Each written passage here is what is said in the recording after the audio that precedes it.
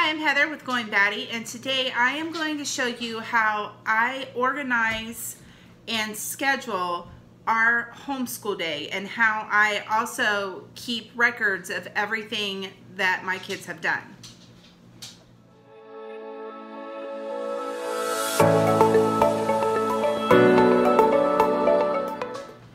Alright, so what I always start with is I have my own 3-ring binder, and when I open it up, if you look in here, I have a packet that has all of my, I have these post-it notes that they're like longer post-it notes, so I can kind of use them as tabs. And then I have my red ink pen, my highlighters, and regular ink pens, so that I have all of my stuff in one place. And the reason I do that is because pens and pencils go missing in our house very easily. This is mine. The kids aren't allowed to touch it.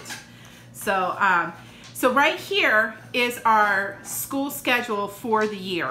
And so I have planned out and marked off, like, when we start school, you know, what days we have off. The ones that are highlighted in pink are the holidays. I have like our quarters all marked off, and I also have our last day of school here.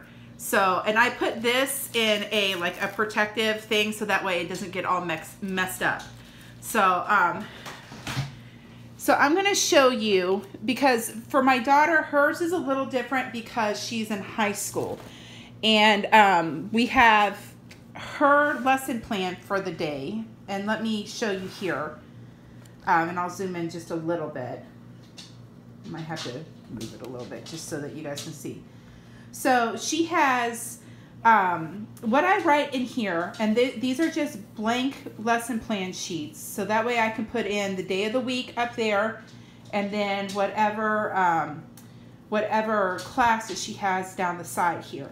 So for her foundations class, she's working on attentiveness, and that's going all through the week. And so what I do in here is I just write the basic of what she's doing, and then she has her own planner where she writes stuff in, and then she tells, and then I check her work, and so it needs to match up with what I have here and what she has in her planner. So so she has, like I said, here she's got foundations, Bible, computer, vocabulary, writing, reading, world history, drawing, algebra 1, and then oceanography and PE and health. So that is hers. Now my boys, I've got Jack's folder right here, and I'll show you in just a second, but we're gonna go over to his section, because his section is the boys, because they're middle school-ish, 2 middle schoolers and almost a middle schooler. Their lessons for a lot of things are the same. So because of the curriculum we use, and we use Easy Peasy All-in-One Homeschool, and what they do is they have a grade level for your reading, writing, grammar, spelling, math, and I think that's it for the grade level. And then there is a year level, which is done at a higher level and a lower level, and that is your Bible, your history, your science, music, art, things like that. And so all 3 of my boys are at the higher level, so they're kind of doing the same thing. But so I have Jack's day planned out, his week planned out here. And so I've got, again, Monday through Friday, and then he has his pre-algebra, Spanish, reading, writing, spelling and vocabulary, computer, thinking, Bible, history, science, PE, art, music, and art. So this is how I plan out his day. I go and I look at the curriculum and go, okay, so for pre-algebra, he's working on decimals, and he has to do numbers 1 through 3. He's working on prime factors. He has a number game that he has to work on. There's fractions, and then there's another review game that he does. So that is just at a glance how I plan their week. Now the other thing that I have done is, with this curriculum, we have a lot of printouts because it is an online curriculum, but we do have some paperwork. Those little tabs that you saw, this is what that's for. So I printed out, I went to the library because it is a lot cheaper to go to the library and print things out than to buy the ink cartridges to print this stuff out at home. So like right here, so this is his history section. We're working on more modern history, so anything after the Civil War. So he's working, like right now, we just finished up doing George Washington Carver and the Transcontinental Railroad. The next things that we're going to be studying is Thomas Edison and Alexander Graham Bell, and that goes on his, if you look here, this is his timeline. So he'll have a notebook that is just the timeline that he does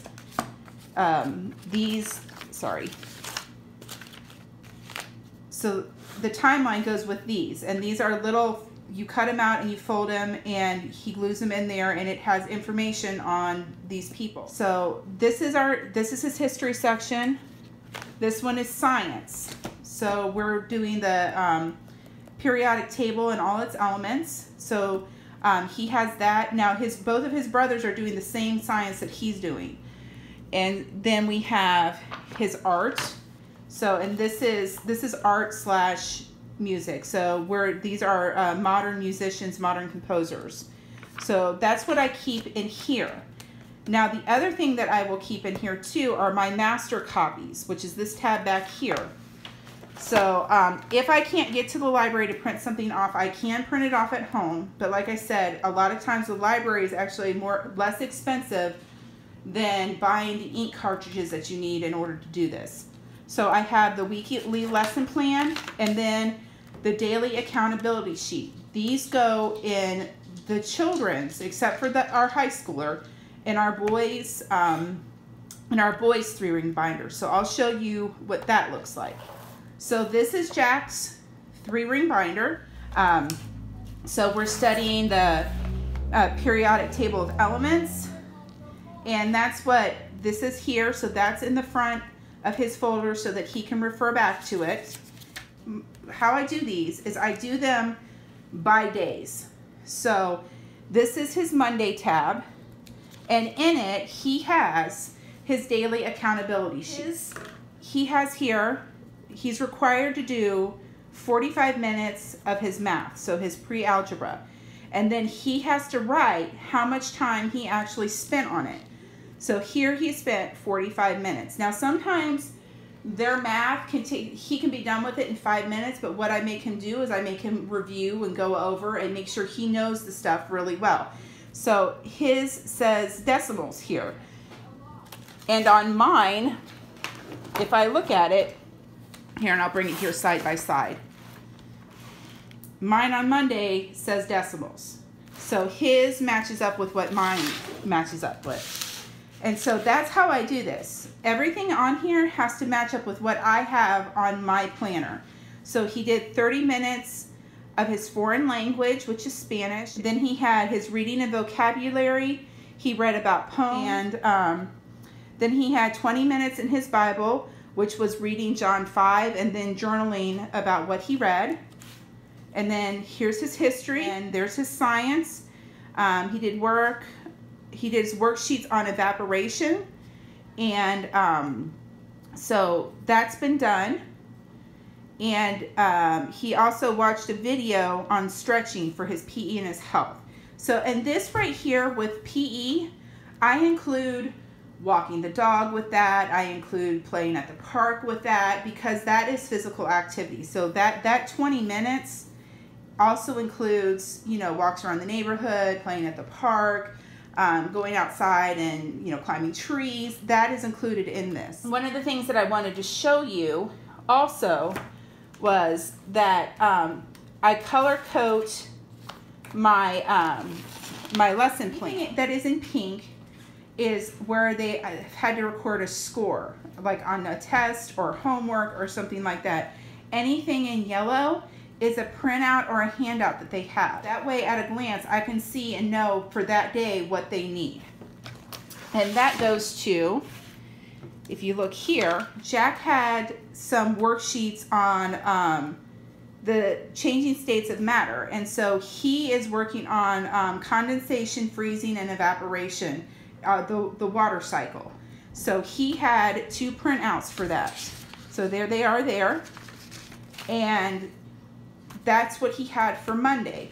And what I do is on Saturday, I will spend a couple of hours planning all of this stuff and get it ready for each day. So Tuesday, he has an experiment worksheet that they're going to be doing. So all the boys will be working together and doing an experiment for science. And they also have, this is for music. So we're talking about modern musicians, and these will be glued into the timeline that they have with their history. So this is how I separate out each week. So that way I know they have all of their paperwork. He doesn't have any paperwork for Wednesday, Thursday, or Friday. So he just has it for the first couple of days of the week.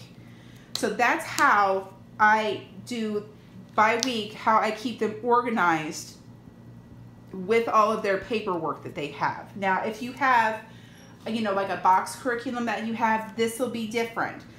If you are piecing things together, which sometimes a lot of homeschool moms will do because not everything is a fit for every kid, this would be another way to keep you organized. Like if you had, you know, grammar worksheets or tests that had to be taken, you would just put them in here, and then the kids would know, oh, I have this for that day. And then the accountability sheet is what keeps them on track so that they can read what they have to do. And then, like I said, I don't fill this out for them. They have to fill this out themselves, so I know that this matches what I have in here. So, and if it doesn't, then I know that they either didn't read their directions or they're kind of trying to get by with as little as they can possibly can, which doesn't fly in our house. So now I'm going to move on and show you how I store all of this paperwork. All right, so this guy here is Jack's portfolio box. In the state that we live in, you either can take a standardized test or you can have your portfolio, which is you pick out sections of your kids' work that a certified teacher will look at and say, yes, they are making the steps that they need to make in order to move to the next grade. We've chosen the portfolio route. And in here, what I have, this is Jack's portfolio box. He is responsible for this. He's responsible for putting all of his paperwork in here after I have checked it and graded it. So in here, if you look, I have it separated by subject. So reading and vocabulary, writing and spelling, math, science, history, computer, art, Spanish, Bible, PE. There's a blank folder with no tab. That's where his daily accountability sheets go. So that way I know that they've been done and they're in there just waiting. So what I've done here is, if you look, I've got dates on these little manila folders. And so right here it says first, that's our first quarter. So from August 13th to October 18th is our first quarter. So all of his reading and vocabulary for the first quarter goes in this manila envelope. And so I have it for each quarter. So I have 4 quarters in here, and I have them for each subject. So that way I can just go and pull out like two or three of his papers from here and put them in, take pictures of them for my portfolio review. And I will do like 2 or 3 from each quarter. So that way I have kind of an overview of what he did for the year. And I will do that for every single subject. And like I said, my kids are responsible for making sure everything gets in here. I will look at it. I will sit with them and say, okay, this has been graded. Now I want you to put this in your box, put it under whatever date that we're in between. And that's how I store this. So like I said, when it comes to my portfolio review time, all I have to do is go in, okay, this is our first quarter. I'm going to pull out 3 things of his reading and vocabulary, and first quarter for his writing and spelling. And so I have it all together, and there's no question of what goes where. And it's going to be really easy to find, because I did not have these folders last year, and I did not have separate boxes for each kid. And it became a nightmare to try to get everything together, because what they did was they just shoved papers in here and it wasn't separated by dates. And so I had to figure that all out by myself, which was just a giant bite in the rear end. But this way, all I have to do is just go in and, like I said, pull, you know, 2 from here, 2 from here, 2 from here, 2 from there, and just go all the way back through.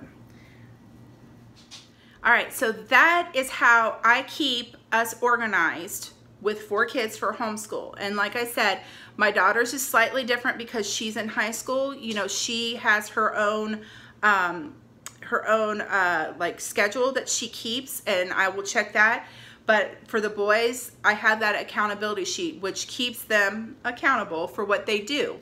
I just separate it by days, and each day has all of their printouts and paperwork that they need. And then the portfolio box is what keeps me organized at the end of the year. So that way, when I go to have my portfolio review done, it's not a giant headache. Having it separated into your quarters makes that a lot easier. And this video is kind of a follow-up to the scope and sequence that we did, where my husband and I did like a big, like 1 year planning, and we just showed 1 kid and 1 subject. But we did that. I had somebody ask, well, why are you doing that on the whiteboard? Why not do it in a planner like I had?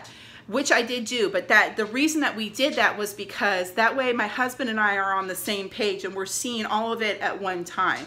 And so we took the stuff from the whiteboard, put it in my planner, and then it moved over to the kids. So that's how that kind of worked. I hope that this was informative for you. And like I said, homeschooling is different for each person. What works for me, it may not work for you, and you actually may have some better ideas than I do on how to do this. But this is what I found is working for us right now.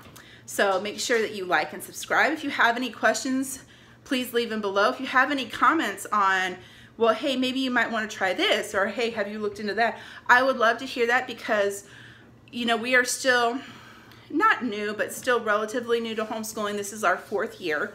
And like I said, I don't know everything, and I can learn from people who have done this for a lot longer than I have. So, yeah, that's all I've got. So more updates as we go. Bye.